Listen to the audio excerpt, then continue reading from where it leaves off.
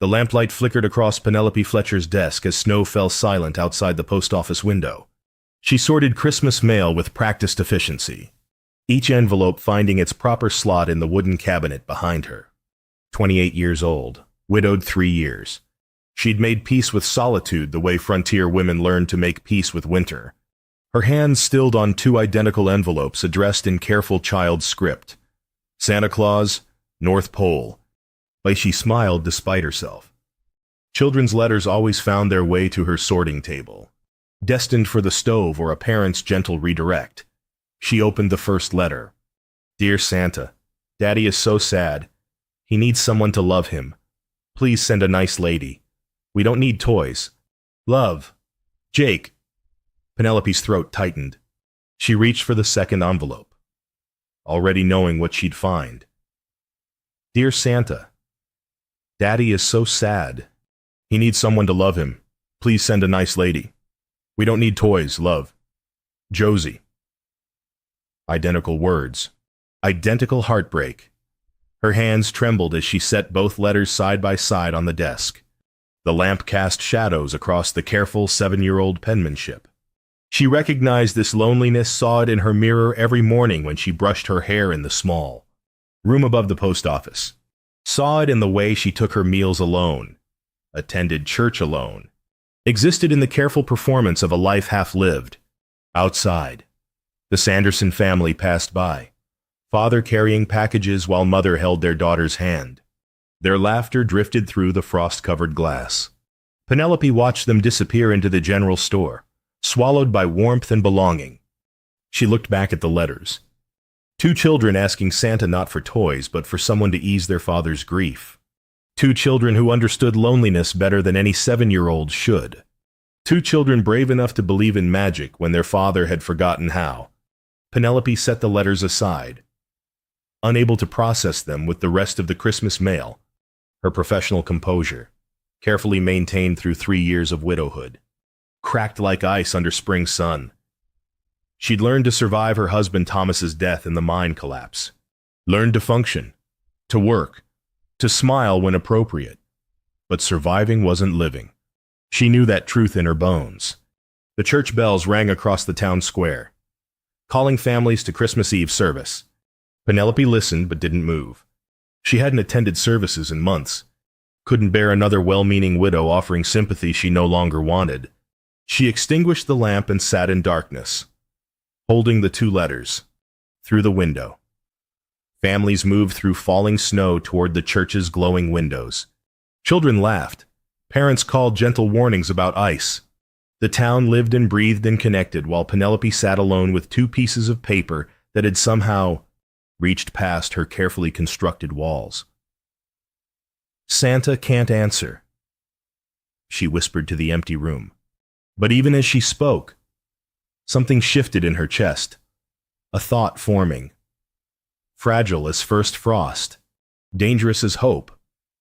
She relit the lamp and smoothed the letters flat. Maybe Santa couldn't answer, but maybe someone else could. Penelope waited until mid-morning to begin her investigation. The post office remained closed for Christmas Eve day, giving her freedom to move through town without questions. She wrapped her wool coat tight against the cold and stepped into the bustling square. Her first stop was the schoolhouse. Miss Sarah Norton sat at her desk, grading papers by the window's thin winter light. She looked up as Penelope entered, surprise evident. Miss Fletcher, Merry Christmas. Are you well? I'm fine, thank you. Penelope chose her words carefully. I had a question about 2 of your students, the Webb twins. Sarah's expression softened immediately. Jake and Josie, bright children, well-behaved. She paused. Is something wrong? No, nothing wrong. Penelope hesitated. What can you tell me about their situation? Sarah set down her pen. Their mother died 18 months ago. Influenza swept through. Took Eleanor Webb and 6 others. Dr. Marcus Webb, he's the veterinarian, he's been raising them alone since... She looked out the window. Those children carry a sadness that breaks my heart. They mother each other. Miss Fletcher, like they know their father can't spare any more love than he's already giving. Penelope absorbed this. And Dr. Webb, good man, kind to animals, devoted to his children, but something in him died with his wife. Sarah's voice dropped. He works, tends his children, exists. Nothing more. The town's tried to help, but he's shut up tighter than a frozen well. Penelope thanked her and left, the cold air sharp in her lungs. The general store hummed with last-minute Christmas shoppers. Mrs. Chen stood behind the counter, wrapping purchases with efficient care. She greeted Penelope warmly. Miss Fletcher, what brings you out today? Thought you'd be resting. I needed ribbon for a package. Penelope selected a spool, then added casually. I heard Dr. Webb was in yesterday. Mrs. Chen's hand stilled on the ribbon she was cutting. He was with the twins. Her eyes grew distant. Those babies wanted to buy their father a Christmas gift, had pennies saved up from doing chores. 3 cents between them. What did they buy? New gloves. His are worn through. Mrs. Chen shook her head. They counted out those pennies so carefully. Broke my heart. I added extra ribbon. Didn't charge them for it. Penelope paid for her purchase, then asked the question weighing on her. Is Dr. Webb? Is he managing? Depends on your definition of managing. Mrs. Chen leaned closer. He functions. Feeds his children. Keeps them clothed and warm. But managing, no. That man needs more than children can give him. Problem is, he won't let anyone near enough to try. Walking back through the snow, Penelope made her decision. She would deliver mail to Dr. Marcus Webb. Not official mail, she'd create a reason. A misrouted letter. A package requiring signature. Something, anything, to justify standing at his door on Christmas Eve. It was barely credible. He'd likely see through it immediately. But it was courage, the kind that required no gun, only a willing heart. Back at the post office, Penelope addressed a clean envelope to Dr. Marcus Webb. She placed the children's letters inside, then added a note in her own careful script, found in the Christmas mail. Thought you should see what your children wish for. Her hand hovered over the envelope. Unsealed. Once she delivered this, there was no retreat. No pretending she hadn't seen the letters. Hadn't felt her own loneliness reflected in 2 children's desperate hope. She sealed the envelope firmly. Courage, she breathed, and set it aside for afternoon delivery. Marcus Webb had loved his wife with the quiet certainty some men reserved for God.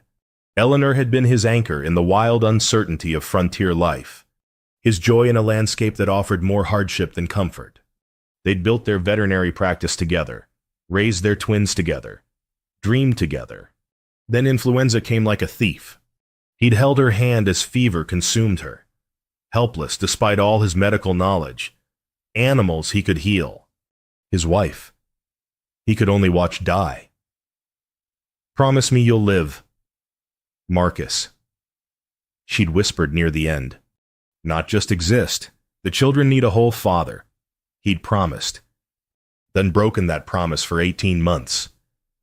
Now he moved through life like a man underwater. He fed Jake and Josie, tucked them in at night, taught them to care for the barn animals. But his heart remained locked away, buried with Eleanor in the frozen ground behind the church. The twins sensed his emptiness. They were 7 now, old enough to remember their mother's warmth, but young enough to believe in solutions adults had forgotten.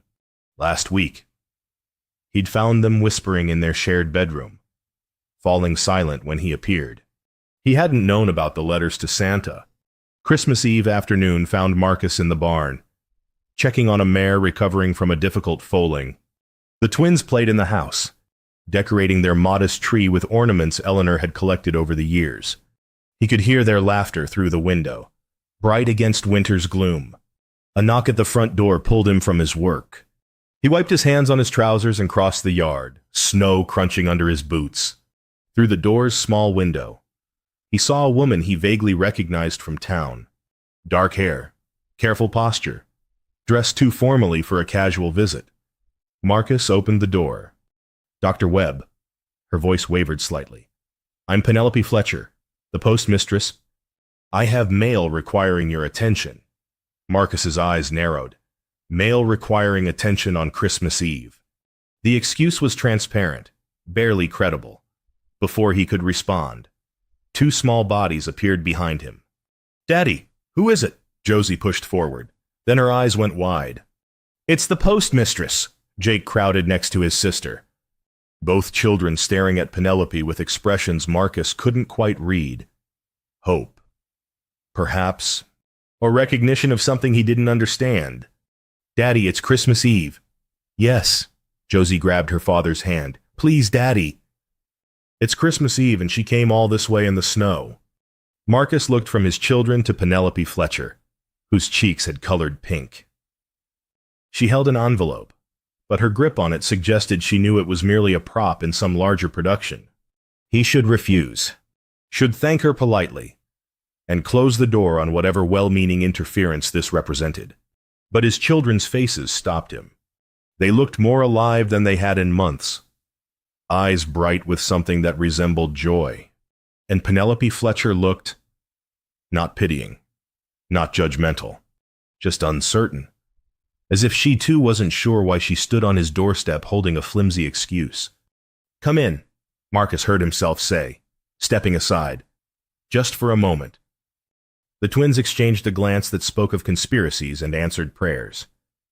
Penelope Fletcher stepped across his threshold, bringing cold air and the faint scent of lavender behind her.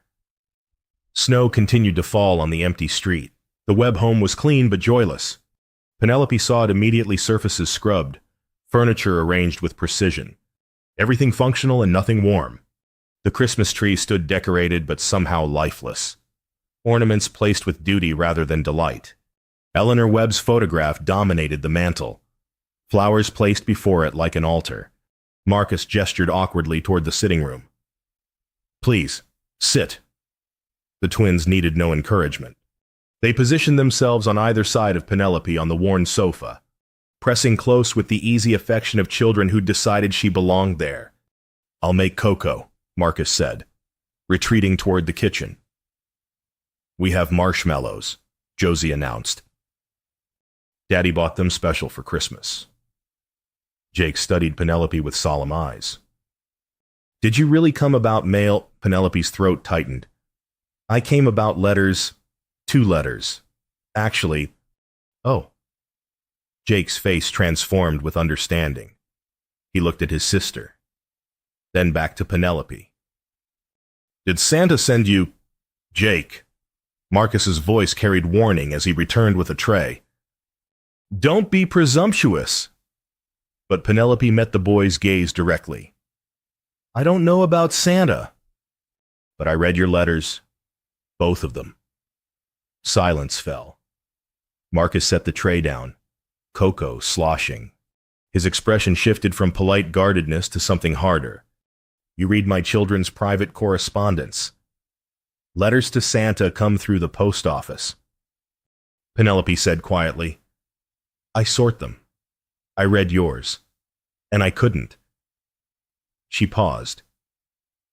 I couldn't stop thinking about them. Marcus's jaw tightened. Before he could respond, Josie reached for her cocoa and knocked it over, brown liquid spreading across the low table. Oh no! The child's eyes filled with tears. I'm sorry, Daddy, I'm sorry. It's all right. Penelope moved immediately, pulling a handkerchief from her sleeve. She mopped up the spill with practiced efficiency. No fuss, no frustration, nothing broken. Accidents happen. Marcus watched her hands move, watched her calm Josie with gentle words, watched her handle the small crisis with ease he'd forgotten anyone possessed. Something in his chest ached. Thank you, he said quietly, fetching a cloth. They settled again. Conversation stilted but gradually warming. The twins filled silences with stories about school, about the barn cat who'd had kittens, about how their father had saved a dog's broken leg last week. Daddy's the best veterinarian in the territory, Jake declared with absolute certainty. I don't doubt it, Penelope said, and meant it. Marcus finally met her eyes across the sitting room. Why did you really come? Miss Fletcher, she didn't flinch from the directness. Because I understand loneliness. I've been alone 3 years since my husband died. And when I read those letters, she glanced at the children, chose her words carefully. I recognized something familiar. You're lonely too, Jake asked with the blunt clarity of childhood. Penelope nodded. Sometimes. Being alone isn't always the same as being lonely. But sometimes it is. Marcus studied her, really studied her now, saw past the postmistress uniform to the woman underneath, saw grief in the set of her shoulders, saw survival in the careful way she held herself, saw someone who knew his particular brand of pain. I'm sorry about your husband, he said. And I about your wife. The words hung between them. Acknowledgement without platitudes. As afternoon light faded toward evening, Josie yawned. Are you staying for dinner, Miss Fletcher? We're having stew. We always make too much. Marcus opened his mouth to deflect, but Jake jumped in. Please stay. Please. Penelope looked at Marcus, a question in her eyes. He should refuse. Should maintain the walls that kept him safe from further loss. But his children's faces held hope he hadn't seen in 18 months. And Penelope Fletcher looked at him not with pity, but with understanding. If Miss Fletcher wishes, he said finally, she'd be welcome. Penelope's smile was small but genuine. I'd like that. Thank you. The twins beamed. Outside. Snow fell heavier. Inside. Something fragile stirred to life. Penelope insisted on helping with dinner. Marcus protested weakly before surrendering, and they found themselves side by side in the small kitchen, while the twins set the table with exaggerated, They're acting like this is a state dinner, Marcus said. Watching Jake arrange spoons with geometric precision. Maybe it is. To them. Penelope sliced bread. Movements efficient. How often do you have guests? Not often. He stirred the stew, adding salt. Not at all, actually, since Eleanor died. The name hung between them. Marcus tensed, expecting pity or awkward reassurance. Instead, Penelope said simply, Thomas loved cooking. I'm terrible at it. Always have been. He used to tease me that I could burn water. Marcus glanced at her, surprised. You talk about him. Sometimes, not often. She arranged bread on a plate. For a long time. I couldn't. Every mention felt like tearing a wound open. But lately, she paused. Lately, I've realized that not talking about him doesn't honor his memory. It just makes the silence louder. They carried food to the table. Dinner passed with surprising ease. The twins chattered about school, about Christmas hopes, about the barn kittens. Penelope asked questions, listened genuinely, responded with stories of her own childhood in Missouri. Why did you come west? Josie asked. For Thomas. He wanted to prospect. Thought we'd strike it rich. Penelope's smile was sad. We didn't. He found work in the mines instead. And then, the collapse. Marcus finished quietly. 3 years ago, I remember, treated some of the survivors. You were kind. Penelope said. I remember seeing you at the church, coordinating care. You probably don't recall me. I was just one of many widows that day. I remember, Marcus said, and realized it was true. He remembered her quiet dignity, the way she'd helped other families before tending her own grief. After dinner, Marcus surprised himself by asking, Would you like to see the practice the animals? The twins exchanged victorious glances. Quickly suppressed. The barn was warm, heated by animal bodies and insulated walls. Marcus showed Penelope the recovering mare, the barn cat nursing her kittens, a dog with a splinted leg sleeping in a clean stall. This is good work, Penelope said, stroking the cat gently. It's what I know. Marcus watched her hands move over the cat's fur, careful and kind. Animals are simpler than people. Their pain is straightforward. You can usually fix it. Unlike human pain, yes. Penelope's hand brushed his as they both reached to stroke the cat. Neither pulled away immediately. The contact lasted 3 heartbeats before Marcus stepped back, pulse hammering. "I should check the weather," he said abruptly. Outside, snow fell thick and heavy. Wind had picked up, visibility down to a few feet. Marcus stood at the barn door, watching white darkness swallow the world. Penelope joined him. "I should go." "You can't." Marcus's voice was flat. "Not in this. You'd be lost before reaching Main Street." "I can't stay up. You can and will. The guest room's clean." He wouldn't meet her eyes. Propriety can yield to safety. Back in the house, the twins were overjoyed. Marcus showed Penelope to the guest room, Eleanor's carefully preserved space, dust-free but unlived in. He left her with spare nightclothes and a lamp, then retreated quickly. In his own room, Marcus sat on the bed, head in his hands. What was he doing? He'd let a stranger into his home, shared dinner, shown her his work. Felt something stir when their hands touched. Betrayal whispered through him. Eleanor had been dead only 18 months. How could he even think? But another voice, quieter, spoke truth. Eleanor had made him promise to live, not just exist. Down the hall, Penelope sat in the guest room, writing in a small journal she kept in her coat pocket. "Thomas," she wrote, "I think I'm about to do something very brave or very foolish. Guide me if you can. Forgive me if I'm wrong." She blew out the lamp and lay in darkness, listening to the house breathe around her. Outside, snow continued its silent fall. Christmas morning dawned clear and cold.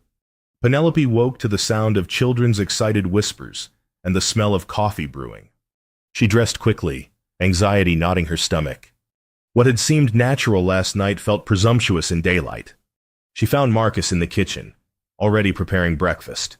His movements were stiff, formal. "Good morning," she said carefully. "Morning." He didn't look at her. "Coffee's ready. The twins will be down soon." The awkwardness stretched between them like ice. Jake and Josie thundered downstairs, still in nightclothes, faces bright with Christmas joy. They hugged their father, then surprised Penelope by hugging her too. "Merry Christmas, Miss Penelope." "Merry Christmas," she managed, throat tight. They gathered in the sitting room. The twins' gifts were modest new mittens, books, a carved wooden horse from their father. They opened each with genuine delight, making Marcus's expression soften despite his obvious tension. Then Josie produced a folded paper.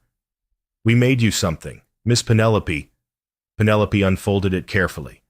A drawing in careful crayon showed 4 stick figures holding hands. A man, 2 children, and a woman. Above them, in Jake's writing, "Our new family." The room went silent. Marcus stared at the drawing, color draining from his face. Penelope watched emotions cascade across his features: surprise, pain, fear. Something that might have been longing before being crushed under guilt. "Jake, Josie." His voice was strained. "Upstairs, now." "But Daddy." "Now." The twins fled, confused and hurt. Marcus stood, paced to the window, hands clenched. "Miss Fletcher." "Penelope." He spoke without turning. I can't do this." Penelope set the drawing down with shaking hands. "I understand." "Do you—" He finally faced her, anguish clear. "Eleanor was everything to me. Everything. She's been gone 18 months. 18... How can I—" He stopped, jaw working. "I can't betray her memory. I can't risk—" His voice broke. "I can't lose someone again. I can't survive that twice. Penelope stood, gathering her coat with as much dignity as she could muster. You're right. I shouldn't have come. This was foolish. It wasn't foolish. It was kind. But I can't. You don't have to explain. She buttoned her coat, not looking at him. Please tell the children I'm sorry. Tell them. Her voice wavered. Tell them they didn't do anything wrong. She walked to the door. Behind her, Marcus stood frozen, torn between relief and regret. Goodbye, Dr. Webb. Goodbye. Penelope stepped into the bright, cold morning, snow-reflected sunlight, blinding. She walked toward town, each step taking her farther from the warm house, from two heartbroken children, from a man trapped in grief. Behind her, Marcus watched from the window. His hands gripped the sill hard enough to hurt. Upstairs, Jake's voice carried down. You sent her away. You sent Santa's answer away. Marcus closed his eyes but had no reply. In town, Penelope reached the post office and climbed to her small room above. She sat on the bed, still wearing her coat, and allowed herself to cry. She'd been foolish. She'd intruded on a grieving family, projected her own loneliness onto a situation she didn't understand. She'd possibly hurt two innocent children in the process. The tears came harder. Outside, the town celebrated Christmas.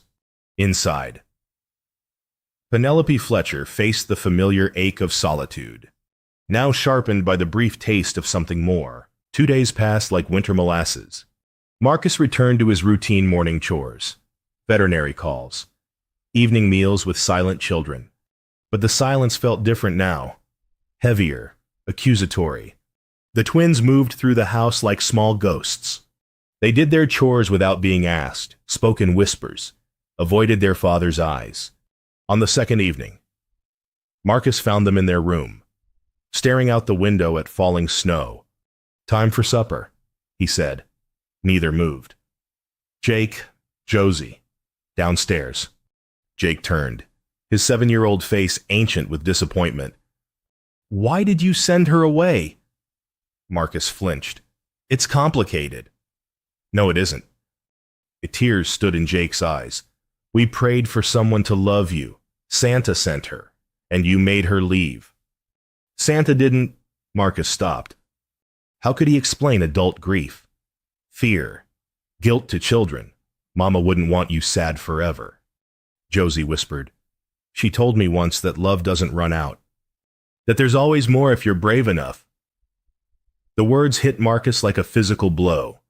He stumbled from the room. That night, alone after tucking in the twins, Marcus sat by the dying fire.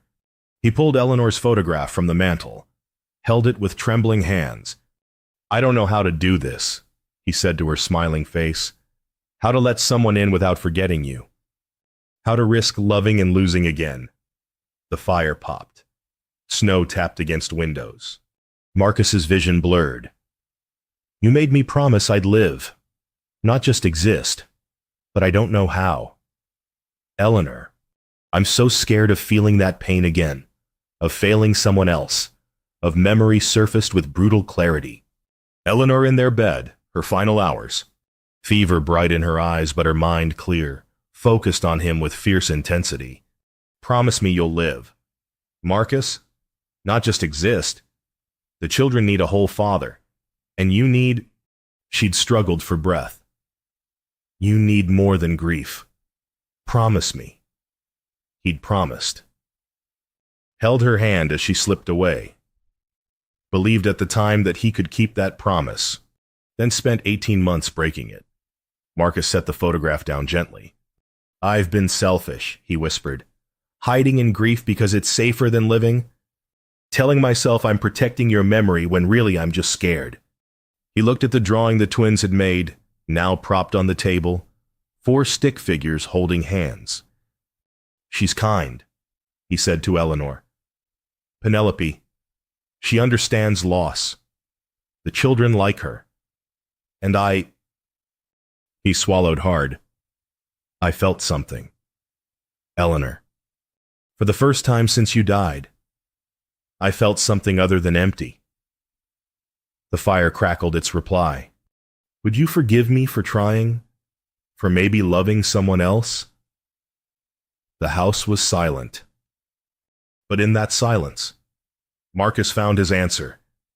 Eleanor would want him happy, would want their children whole, would want him to honor her by living fully, not by dying slowly.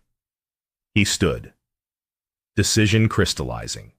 Meanwhile, across town, Penelope knelt in the churchyard. Her husband's grave was marked with a simple stone. Snow-covered now, peaceful under starlight. Thomas, she said aloud, I thought I was done. Thought one great love was all anyone got in a lifetime. But those children, and their father. She pressed her gloved hand to the cold stone. Maybe there's another chapter. Am I allowed, please? Tell me I'm allowed to try. The wind shifted. Snow stopped falling. Above. Clouds parted to reveal stars. Penelope stood, brushed snow from her coat. I'm going to choose to believe that's permission. I hope I'm right. New Year's morning arrived clear and cold.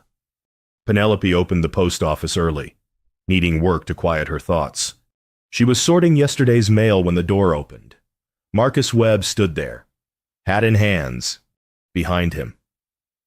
Jake and Josie bounced with barely contained excitement. Penelope's heart stopped. Miss Fletcher, Marcus's voice was rough, uncertain. Penelope, I owe you an apology. Several, actually. She set down the mail carefully. You don't. I do. He stepped closer. I've been hiding. Telling myself it was about honoring Eleanor, but really it was fear. Fear of living, of losing, of trying and failing. He twisted his hat. My children are braver than I am. They knew what I needed before I did. Marcus, would you three like to come to dinner tonight? The words tumbled out. No excuses about mail. No pretense. Just dinner. And maybe talking about what comes next. The twins held their breath. Penelope's eyes filled with tears. Yes, we'd like that very much. Jake and Josie erupted in cheers. Marcus's smile was tentative but genuine. The first real smile he'd worn in 18 months. 6 o'clock, he asked. 6 o'clock, Penelope confirmed. As they left, Josie turned back. Thank you for answering our letters, Miss Penelope. Thank you for writing them. Penelope whispered. New Year's evening. Penelope approached the Webb house with her heart hammering. This time she wore her best dress, carried no excuses, brought only hope and terror in equal measure. Marcus opened the door before she could knock. He'd cleaned up fresh shirt, hair combed, expression nervous and open in a way she hadn't seen before. You came, he said. I came. The house had transformed. Fresh evergreen boughs on the mantel.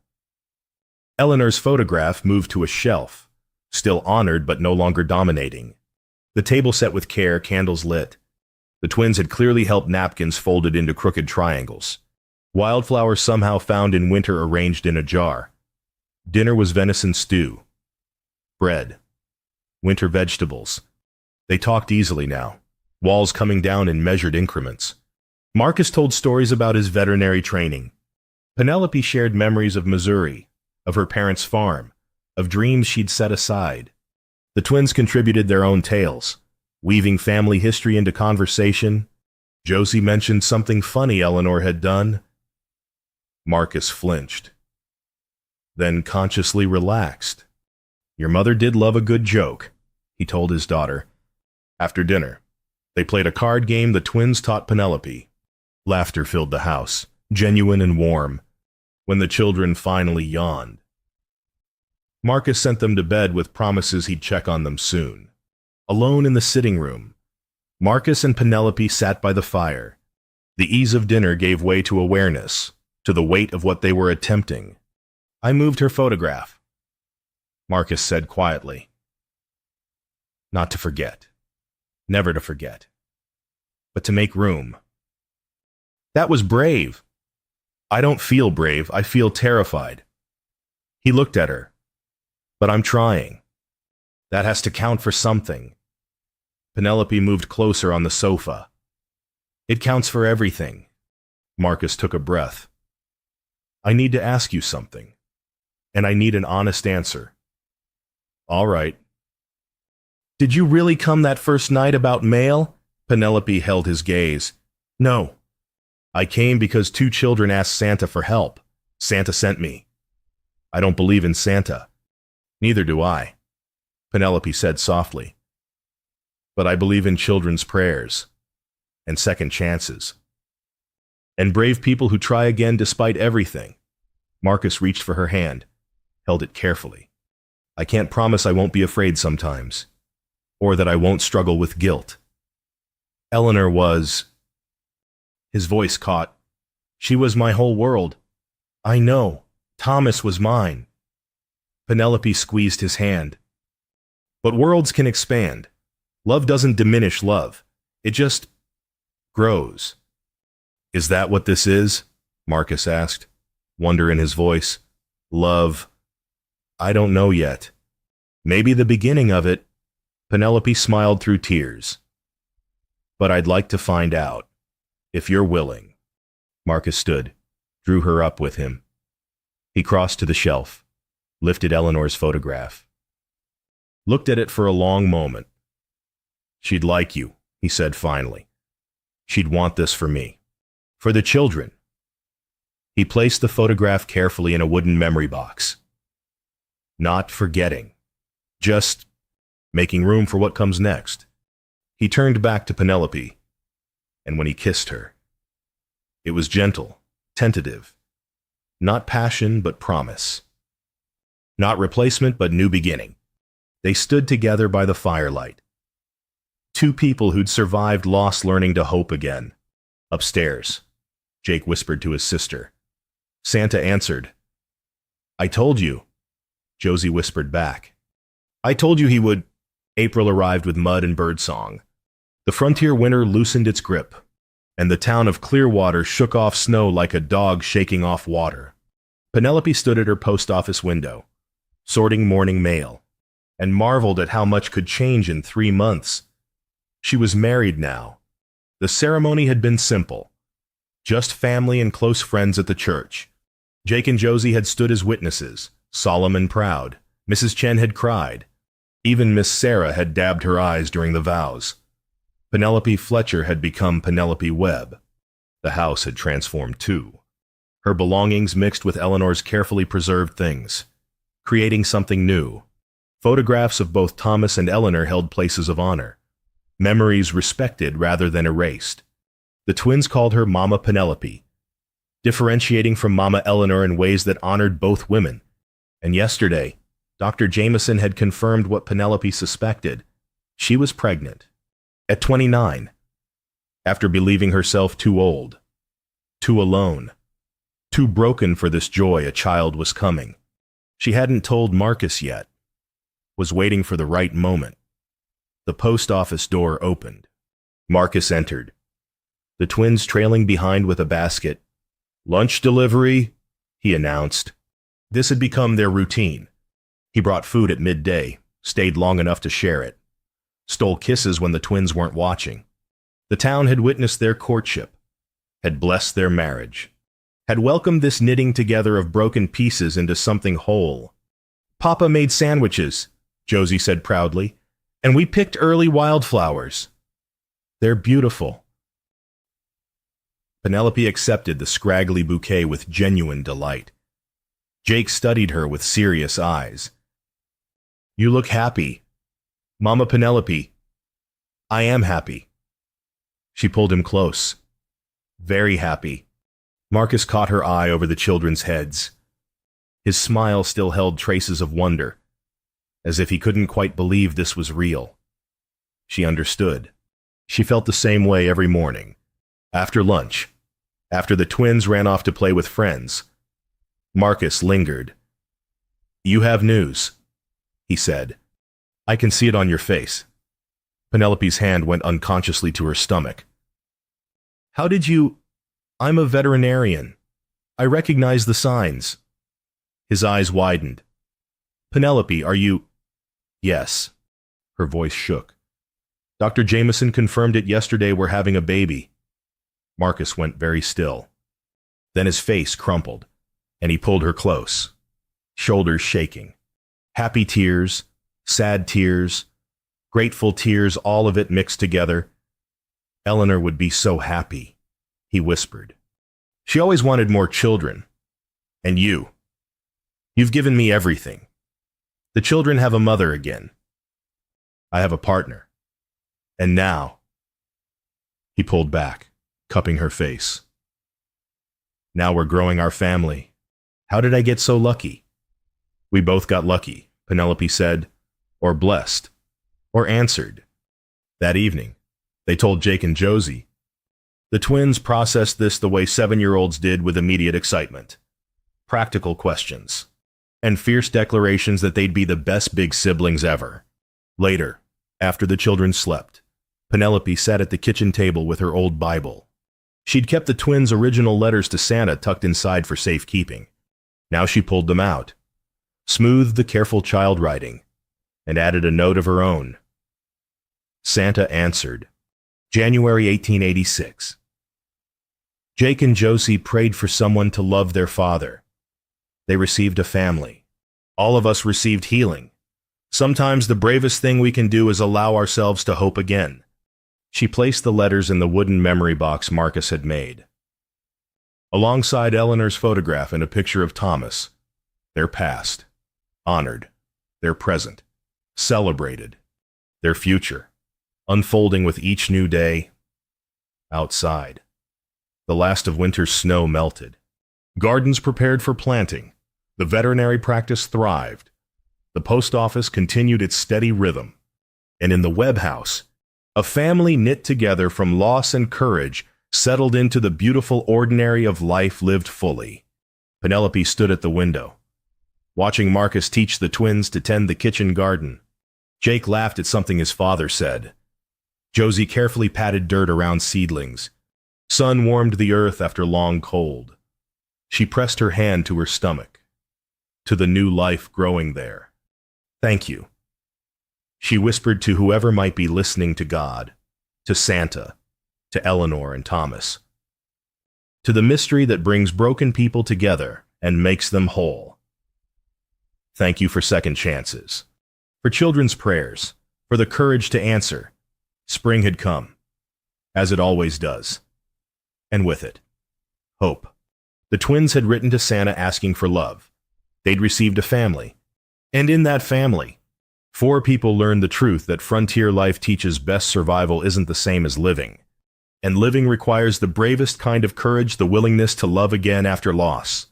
The letters would stay in the memory box, proof for future generations that sometimes, when children pray hard enough and adults are brave enough, broken hearts can heal, and lonely people can find their way home.